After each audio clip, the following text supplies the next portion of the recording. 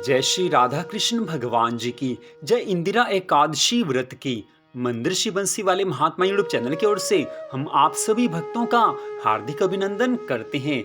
जैसा कि आप सभी जानते हैं कि आश्विन मास में इस समय श्राद्ध पक्ष का पावन समय चल रहा है और इन्हीं श्राद्ध पक्ष के दिनों में आश्विन मास की इंदिरा एकादशी का व्रत आता है। वैसे तो वर्ष भर में कुल 24 एकादशी व्रत होते हैं।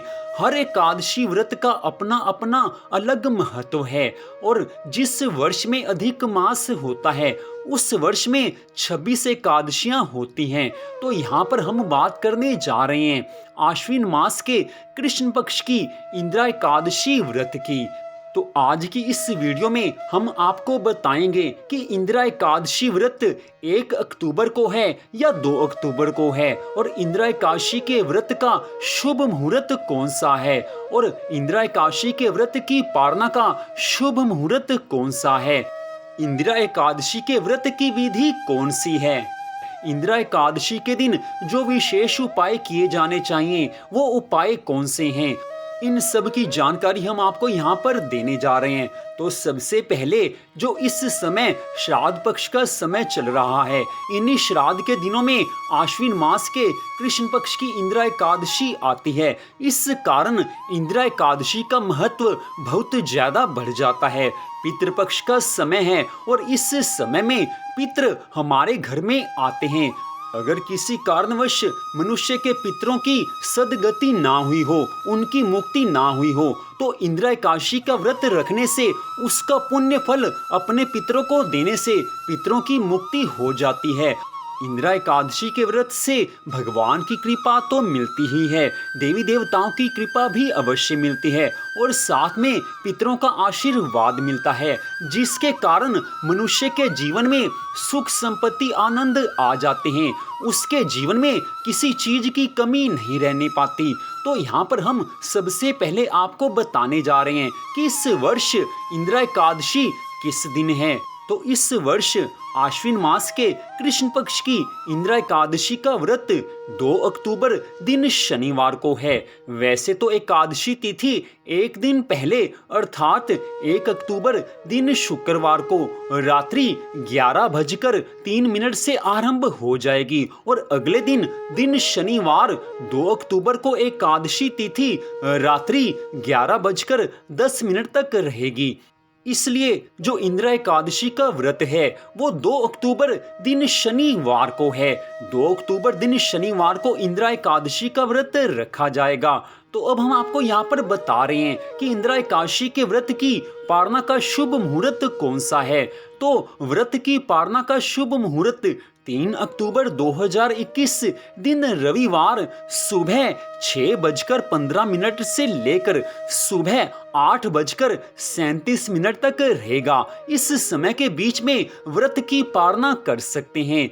अगर पूरी विधि से व्रत रखना हो तो इसी समय के बीच में व्रत की पारणा करनी चाहिए। तो जैसा कि आप सभी जानते हैं कि हमारे सनातन धर्म में एकादशी के व्रत का तो बड़ा महत्व है ही और एकादशी के व्रतों में से इंदिरा एकादशी के व्रत का महत्व बहुत अधिक बढ़ जाता है, क्योंकि ये श्राद्ध के दिनों में एकादशी आती है। इस एकादशी का व्रत रखने मात्र से पितरों की सद्गति हो जाती है। हमारे हिंदू धर्म ग्रंथों में बताया गया है कि इंदिरा एकादशी के व्रत को नियम पूर्वक पूरी श्रद्धा भावना से करने से मनुष्य को जन्म और मरण के चक्कर से मुक्ति प्राप्त होती है, मोक्ष की प्राप्ति होती है। इंदिरा एकादशी पितृपक्ष में पड़ती है और स्पष्ट बताया गया है कि यदि इंदिरा एकादशी का व्रत करके उसका पुण्य अपने पितरों को समर्पित कर दिया जाए तो उन्हें भी मोक्ष की प्राप्ति हो जाती है। इसलिए इंदिरा एकादशी का महत्व हमारे हिंदू धर्म में सबसे अधिक बताया गया है। तो अब हम आपको इंदिरा एकादशी के व्रत की विधि बताने जा रहे हैं। जैसा कि आप सभी पहले एकादशी का व्रत रखते होंगे, ठीक वैसे ही प्रत्येक एकादशी के व्रत की तरह इंदिरा एकादशी के व्रत के नियम भी दशमी तिथि से आरंभ होकर द्वादशी तिथि को समाप्त होते हैं। जिन भक्तों ने इंदिरा एकादशी का व्रत रखना हो उनको ये चाहिए कि दशमी तिथि को सायंकाल तक भोजन कर लें। दशमी तिथि को सायंकाल के बाद भोजन नहीं किया जाता। मान लीजिए दशमी तिथि को सायंकाल के बाद भूख लगे तो आप दूध पी सकते हैं, फल खा सकते हैं, लेकिन रात्रि में भोजन नहीं किया जा सकता। अगर विधि से व्रत रखना है तो इस नियम का तो पालन करना ही पड़ेगा। और इसके पश्चात अगले दिन अर्थात इंदिरा एकादशी के व्रत के दिन सुबह जल्दी उठें। इसके पश्चात स्नान आदि से निवृत्त होकर साफ सुथरे वस्त्र धारण करें। इसके पश्चात भगवान से प्रार्थना करें कि हे प्रभु, मैं आपकी कृपा से इंदिरा एकादशी के व्रत को आज रखने जा रहा हूँ। आप अपनी कृपा से मेरे इस व्रत को सफल बनाना। इसके पश्चात श्री हरि विष्णु भगवान जी का पूजन करें। साथ ही माता महालक्ष्मी का पूजन भी करना चाहिए, क्योंकि भगवान विष्णु की कृपा से मनुष्य को सुख संपत्ति आनंद मिलते हैं और माँ लक्ष्मी अपने भक्तों को धन का वरदान देती हैं। माँ लक्ष्मी की कृपा हो जाए तो मनुष्य के जीवन में कभी धन की कमी नहीं रहती। इसके पश्चात आप तुलसी माता के समीप भी दीपक अवश्य जलाएं।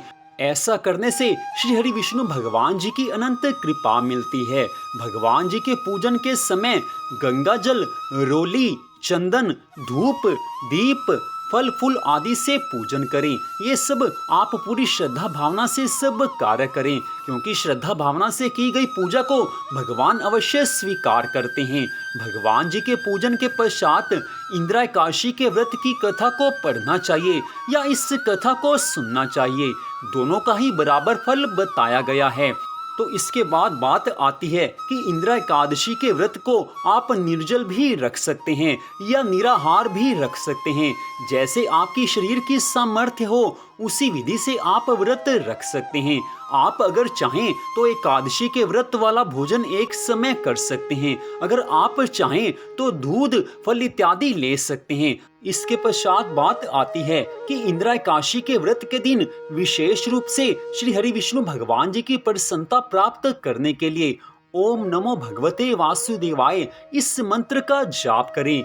जितना अधिक हो सके इस मंत्र को मन ही मन जाप करते रहें या मुंह से बोलकर जाप किया जा सकता है। सारा दिन भगवान को याद रखें और रात्रि काल में आप भगवान की प्रसन्नता के लिए रात्रि जागरण करें। अगर आपका शरीर स्वस्थ है तो रात्रि के 12 बजे तक तो जागरण अवश्य करना चाहिए।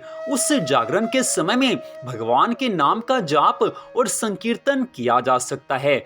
लेकिन अगर आपका शरीर स्वस्थ नहीं है तो आप रात्रि जागरण ना करें। रात्रि में सोते समय आप भगवान के मंगलमय नामों का स्मरण करते हुए सो जाएं।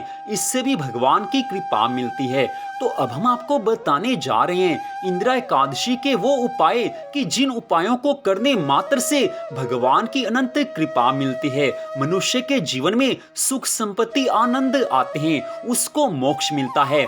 संतान चाहने वाले को संतान मिलती है। कोई भी मनोकामना हो वो मनोकामना पूरी हो जाती है। तो वो उपाय अब हम आपको बताने जा रहे हैं। तो सबसे पहले इंदिरा एकादशी के दिन आप श्रीमद् भगवद गीता के 7वें अध्याय का पाठ अवश्य करें। श्रीमद् भगवद गीता के 7वें अध्याय का पाठ मनुष्य को सुख संपत्ति धन की प्राप्ति करवाता है। इसलिए सबसे पहले श्रीमद् भगवद गीता के 7वें अध्याय का पाठ आप अवश्य करें या उसको सुनें। दूसरी बात आती है कि श्री हरि विष्णु भगवान जी को प्रसन्न करने के लिए श्री विष्णु सहस्त्र नाम स्तोत्र का पाठ किया जाता है। इस पाठ को भी आप अवश्य करें या सुने। ये भी आप अवश्य कीजिए, इससे भी भगवान की कृपा मिलेगी। तीसरी बात आती है कि इस दिन माता महालक्ष्मी की कृपा प्राप्त करने के लिए लक्ष्मी चालीसा का पाठ आप अवश्य कीजिए। लक्ष्मी चालीसा का पाठ कीजिए या उसको सुनिए। ये उपाय भी आप अवश्य कीजिए। तो इन उपायों को आप अवश्य कीजिए। याद रखें कि इंदिरा एकादशी का व्रत रखने मात्र से पितरों की सद्गति हो जाती है। इंदिरा एकादशी का व्रत रखकर उससे मिलने वाला पुण्य अपने पितरों को दे देना चाहिए। इससे पितरों की सद्गति हो जाती है और पितरों की सद्गति होने से मनुष्यों के जीवन में सुख संपत्ति आनंद आते हैं। तो ये उपाय हमने आपको बताए हैं, बड़े साधारण बड़े आसान उपाय हैं, लेकिन इनका फल बहुत अधिक माना जाता है। इसके अलावा भी अगर आप और कुछ उपाय करना चाहें तो श्रीमद् भागवत महापुराण की कथा आप इस दिन अवश्य सुने। श्रीमद् भागवत महापुराण की कथा को सुनना वैसे भी पितृपक्ष में बड़ा शुभ माना गया है। तो अगर आप चाहें तो श्रीमद् भागवत महापुराण की कथा भी आप पढ़ सकते हैं या सुन सकते हैं। तो ये सारी बातें हमने आपको यहाँ पर बताई हैं। इंदिरा एकादशी के व्रत से संबंधित सब कुछ हमने आपको यहाँ पर बताया है। अगर आपके मन में फिर भी कोई प्रश्न हो तो आप इस वीडियो के कमेंट बॉक्स में प्रश्न पूछ सकते हैं। जो आप पूछेंगे उसका उत्तर हम हिंदू धर्म ग्रंथों के आधार पर अवश्य देंगे। छोटा सा निवेदन कि आगे इंदिरा एकादशी के व्रत की कथा की वीडियो भी हमारे चैनल पर आएगी। इंदिरा एकादशी के व्रत की कथा को भी आप हमारे चैनल पर अवश्य सुने। तो आज की इस कथा को सुनने के लिए आप सबका हार्दिक धन्यवाद। भगवान श्री राधा कृष्ण जी की श्री इंदिरा एकादशी व्रत की कृपा सदा आप सब पर, आपके परिवार पर बनी रहे, इसी मंगल कामना के साथ जय श्री राधा कृष्ण भगवान जी की, जय इंदिरा एकादशी व्रत की। जय जय श्री राधे, जय जय श्री राधे, जय जय श्री राधे श्याम।